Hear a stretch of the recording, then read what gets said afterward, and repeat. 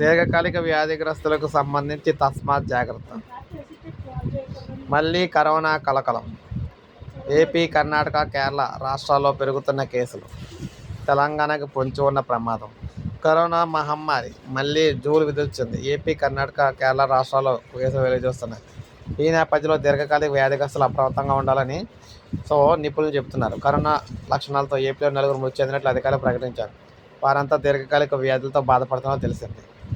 ఈ నేపథ్యంలో మనం చూసుకున్నట్లయితే తెలంగాణకు సంబంధించి దక్షిణాది రాష్ట్రాల్లో కరోనా కేసులు నెమ్మదిగా పెరుగుతున్నాయి. తెలంగాణలో ఇంతవరకు ఎలాంటి కేసులు నమోదు కాలేదు.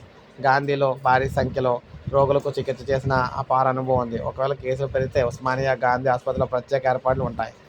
దీర్ఘకాలిక వ్యాధులతో బాధపడుతున్న వారిపై కరోనా ఎక్కువ ప్రభావం చూపుతుంది. ఇలాంటి వారు గుంపులోకి వెళితే మాస్క్ ధరించడం తప్పనిసరి.